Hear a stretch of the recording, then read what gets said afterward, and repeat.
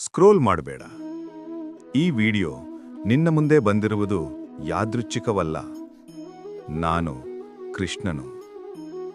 ಇಂದು ನಿನ್ನ ಮನಸ್ಸಿನಲ್ಲಿ ಒಂದು ಬೆಂಕಿ ಇದೆ. ಅದು ಶಾಂತವಾಗಿ ಕಾಣಬಹುದು, ಆದರೆ ಒಳಗೆ ಅದು ಸುಡುತ್ತಿದೆ. ಅದು ಕೋಪ. ಪಾರ್ಥ, ನೀನು ಕೆಲವೊಮ್ಮೆ ತುಂಬಾ ಕೋಪಗೊಳ್ಳುತ್ತೀಯ. ಸಣ್ಣ ವಿಷಯಕ್ಕೂ. ಯಾರಾದರೂ ನಿನ್ನ ಮಾತನ್ನು ಕೇಳದಿದ್ದರೆ, ಯಾರಾದರೂ ನಿನ್ನನ್ನು ಗೌರವಿಸದಿದ್ದರೆ, ಯಾವುದಾದರೂ ನಿನ್ನ ನಿರೀಕ್ಷೆಗೆ ವಿರುದ್ಧವಾದರೆ, ಆ ಕ್ಷಣದಲ್ಲಿ ನೀನು ನಿನ್ನನ್ನು ಕಳೆದುಕೊಳ್ಳುತ್ತೀಯ. ಪಾರ್ಥ, ಕೋಪ ಒಂದು ಕ್ಷಣದ ಭಾವನೆ, ಆದರೆ ಅದರ ಪರಿಣಾಮ ಜೀವನ ಪೂರ್ತಿ ಇರಬಹುದು.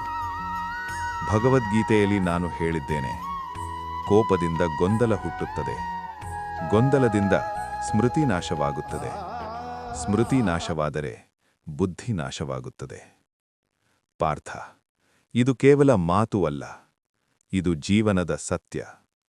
ನೀನು ಕೋಪಗೊಂಡಾಗ ನಿನ್ನ ಮನಸ್ಸು ಸ್ಪಷ್ಟವಾಗಿ ಯೋಚಿಸಲಾರದು.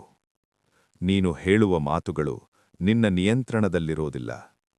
ನೀನು ಮಾಡುವ ಕೆಲಸಗಳು ನಿನ್ನನ್ನು ನಂತರ ವಿಷಾದಪಡಿಸುತ್ತವೆ. ಪಾರ್ಥ, ನೀನು ಒಂದು ಬೆಂಕಿಯನ್ನು ನೆನಪಿಸು. ಅದು ಸಣ್ಣ ಕಿಡಿಯಾಗಿ ಆರಂಭವಾಗುತ್ತದೆ. ನೀನದನ್ನು ತಕ್ಷಣ ನಿಲ್ಲಿಸದಿದ್ದರೆ ಅದು ದೊಡ್ಡ ಅಗ್ನಿಯಾಗುತ್ತದೆ. ಹಾಗೆಯೇ ಕೋಪವೂ ಕೂಡ ಸಣ್ಣ ಅಸಮಾಧಾನದಿಂದ ಆರಂಭವಾಗುತ್ತದೆ. ನೀನದನ್ನು ನಿಯಂತ್ರಿಸದಿದ್ದರೆ ಅದು ದೊಡ್ಡ ಸಮಸ್ಯೆಯಾಗುತ್ತದೆ. ಪಾರ್ಥ, ನೀನು ಯಾಕೆ ಕೋಪಗೊಳ್ಳುತ್ತೀಯ? ನಿನ್ನ ನಿರೀಕ್ಷೆಗಳು ಪೂರ್ಣವಾಗದಾಗ, ನೀನು ನಿಯಂತ್ರಿಸಲು ಸಾಧ್ಯವಾಗದ ವಿಷಯಗಳನ್ನು ನೀನು ನಿಯಂತ್ರಿಸಲು ಪ್ರಯತ್ನಿಸಿದಾಗ, ನೀನು ಇತರರನ್ನು ಬದಲಾಯಿಸಲು ಪ್ರಯತ್ನಿಸಿದಾಗ, ಇವೆಲ್ಲವೂ ಕೋಪಕ್ಕೆ ಕಾರಣ. ಪಾರ್ಥ, ನೀನು ಒಂದು ವಿಷಯವನ್ನು ನೆನಪಿಸು. ನೀನು ಎಲ್ಲವನ್ನೂ ನಿಯಂತ್ರಿಸಲು ಸಾಧ್ಯವಿಲ್ಲ. ಜನರು ತಮ್ಮ ಸ್ವಭಾವದಂತೆ ವರ್ತಿಸುತ್ತಾರೆ. ಸಂದರ್ಭಗಳು ತಮ್ಮ ದಾರಿಯಲ್ಲಿ ನಡೆಯುತ್ತವೆ. ನೀನು ಕೇವಲ ನಿನ್ನ ಪ್ರತಿಕ್ರಿಯೆಯನ್ನು ನಿಯಂತ್ರಿಸಬಹುದು. ಪಾರ್ಥ, ನೀನು ಕೋಪಗೊಂಡಾಗ ನೀನು ನಿನ್ನ ಶಕ್ತಿಯನ್ನು ಕಳೆದುಕೊಳ್ಳುತ್ತೀಯ. ನಿನ್ನ ಶಾಂತಿ ಹೋಗುತ್ತದೆ. ನಿನ್ನ ಸಂಬಂಧಗಳು ಹಾಳಾಗುತ್ತವೆ.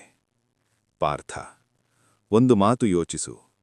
ನೀನು ಕೋಪದಿಂದ ಗೆದ್ದ ಯುದ್ಧ ನಿನ್ನ ಜೀವನದಲ್ಲಿ ಶಾಂತಿ ಕೊಡುತ್ತದೆಯಾ? ಇಲ್ಲ. ಪಾರ್ಥ, ನಿಜವಾದ ಶಕ್ತಿ ಕೋಪದಲ್ಲಿಲ್ಲ. ನಿಜವಾದ ಶಕ್ತಿ ಶಾಂತಿಯಲ್ಲಿದೆ. ನೀನು ಕೋಪವನ್ನು ನಿಯಂತ್ರಿಸಿದಾಗ ನೀನು ನಿನ್ನನ್ನು ಜಯಿಸುತ್ತೀಯ. ಪಾರ್ಥ, ಕೋಪವನ್ನು ಕಡಿಮೆ ಮಾಡಲು ನೀನು ಕೆಲವು ಅಭ್ಯಾಸಗಳನ್ನು ಮಾಡಬೇಕು. ಮೊದಲದು, ನಿಲ್ಲು. ಕೋಪ ಬಂದಾಗ ತಕ್ಷಣ ಪ್ರತಿಕ್ರಿಯಿಸಬೇಡ. ಸ್ವಲ್ಪ ಸಮಯ ತೆಗೆದುಕೋ. ಎರಡನೆಯದು, ಉಸಿರಾಟ. ಆಳವಾಗಿ ಉಸಿರೆಳೆ, ನಿಧಾನವಾಗಿ ಬಿಡು. ಇದು ನಿನ್ನ ಮನಸ್ಸನ್ನು ಶಾಂತಗೊಳಿಸುತ್ತದೆ. ಮೂರನೆಯದು, ಯೋಚನೆ ಬದಲಾಯಿಸು. ನಾನು ಯಾಕೆ ಕೋಪಗೊಳ್ಳುತ್ತಿದ್ದೇನೆ ಎಂದು ಕೇಳು. ಪಾರ್ಥ, ಬಹುಸಾರಿ ನಿನ್ನ ಕೋಪಕ್ಕೆ ಕಾರಣ ಸಣ್ಣದ್ದೇ ಆಗಿರುತ್ತದೆ, ಆದರೆ ನೀನು ಅದನ್ನು ದೊಡ್ಡದಾಗಿ ಮಾಡುತ್ತೀಯ.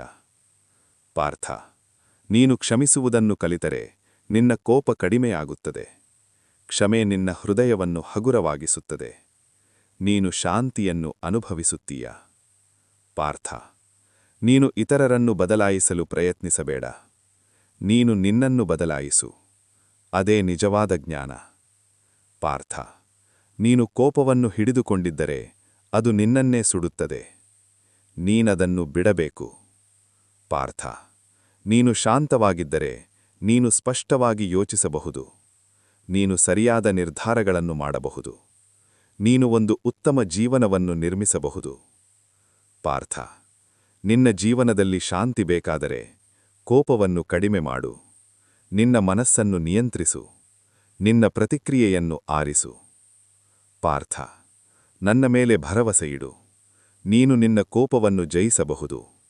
ನೀನು ಬಲಿಷ್ಠನು. ನೀನು ಶಾಂತಿಯನ್ನು ಆಯ್ಕೆ ಮಾಡಬಹುದು. ಪಾರ್ಥ, ನೀನು ಒಬ್ಬನೇ ಅಲ್ಲ. ನಿನ್ನ ಪ್ರತಿಯೊಂದು ಭಾವನೆಯನ್ನು ನಾನು ಅರಿತಿದ್ದೇನೆ. ನಿನ್ನ ಜೀವನ ಬೆಳಗುತ್ತದೆ. ಈ ಸಂದೇಶ ನಿನ್ನ ಹೃದಯಕ್ಕೆ ತಲುಪಿದರೆ ಕಮೆಂಟ್ನಲ್ಲಿ ಜೈ ಶ್ರೀಕೃಷ್ಣ ಎಂದು ಬರೆ. ಹರಿ ಓಂ.